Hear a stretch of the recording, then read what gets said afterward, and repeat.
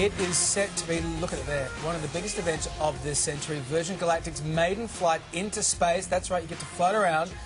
But would you be willing to risk your life to be a part of history? I'm going to step off the limb. It's one small step for man, one giant leap for mankind.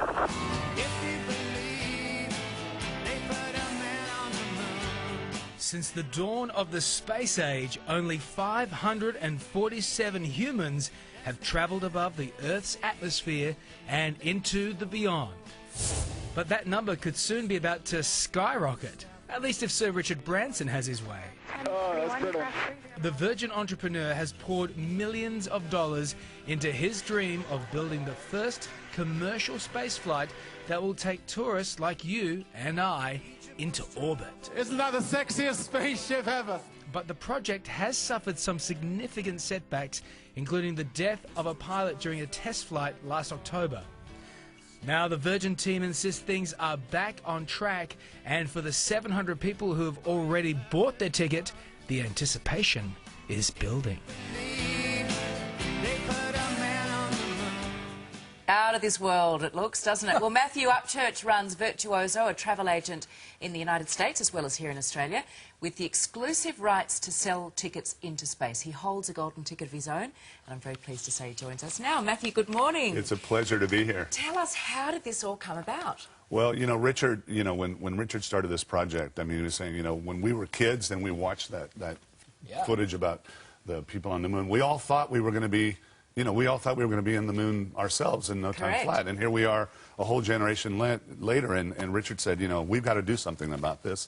And so Virgin Galactic was born of the winning of the X Prize, which was the first time the X Prize, getting into suborbital space. And then Virgin Galactic was born to make that a dream. And, Richard is all about democratizing access, so the idea that the common person could go up into space and experience the beauty of space was his dream. It's a lot of people's dreams out there, but originally it was supposed to go in 2009, right. Branson said. So, 6 years later, there have been some complications, but how close are we getting? You're on the inside, you know him. How close are we getting to take off? Well, it's close, but obviously we had the tragedy last year, and that has set us back a bit, so we actually thought we would be this year. But what the reality is, as somebody who's going, one of the founder astronauts, everybody says, when are you going? And I say, when it's ready. Yeah. This has never been done. It's a big, big, big project. But one of the things that's been really gratifying is that in not only going, but in meeting the engineers, meeting Burt Rutan, the experience of being part of this over the past 7 years has probably been as gratifying. I remember sitting with my young child watching a Nat Geo documentary about how this all came about and thinking, I know all these people. I know these young engineers, these pilots. So it's quite exciting. You can, I'm sure they'll understand why people might be a little dubious or a little bit anxious. Just explain what exactly is involved in this journey. What would be, if you're there on board, what could you expect? And let's also just remind our viewers that we're looking at around $320,000 a ticket. Cheese and biscuits? Would you get more than cheese and biscuits? Well, I've been at I was at the unveiling of the mothership and the spaceship and the Spaceport America. So the Sir Norman Foster building that's at Spaceport America in New Mexico, where it's going to take off. By the way, that building alone is just an incredible work of art. But it's going to be a 4-day experience. You arrive at Spaceport America in New Mexico. You go to the property where all the future astronauts are going to, it's what we call ourselves, right? Yeah. Future astronauts. It's quite exciting. Yeah. We check in.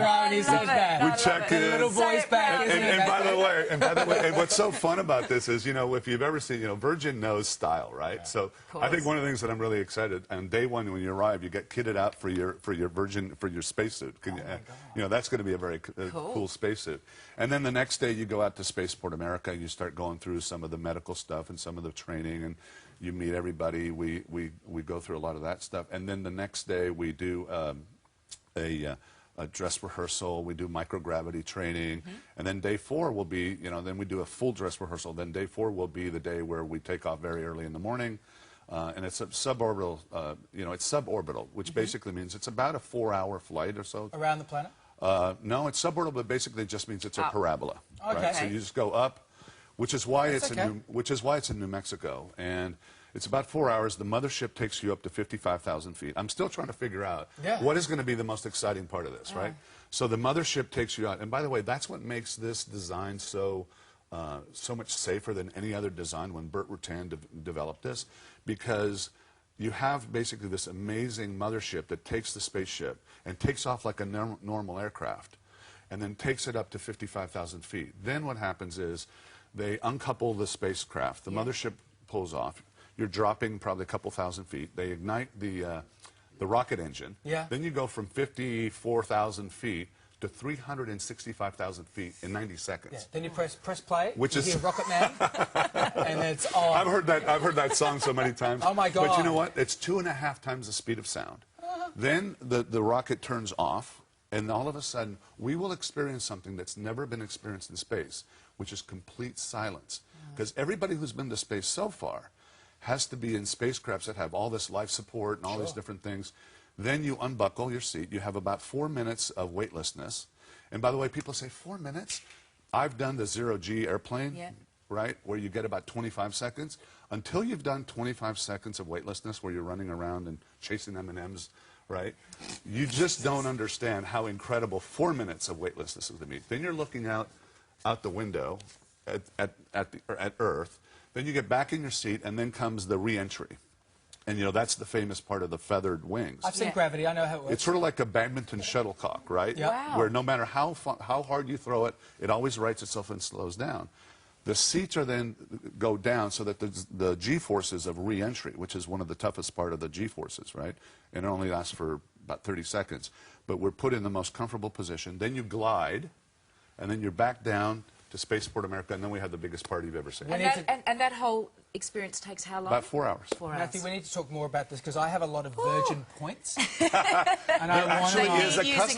actually is a customer that's one of Virgin's biggest customers, and I can't remember the number of points, but it was a lot, but he actually did use them to get on. Listen, I've got 70,000. So we'll talk off air. Good luck. Come and tell us what it's going to be like when it gets closer to the day. Absolutely. And you know what I love about it is travel is all about removing yourself from your comfort zone and seeing things from a different perspective.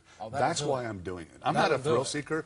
To me, being able to be disconnected from Earth and seeing it from that perspective, life-changing. Yeah. This is so exciting. Intriguing, Thanks, Matthew. buddy. Thank you. Lovely to meet you. Thank well you. done.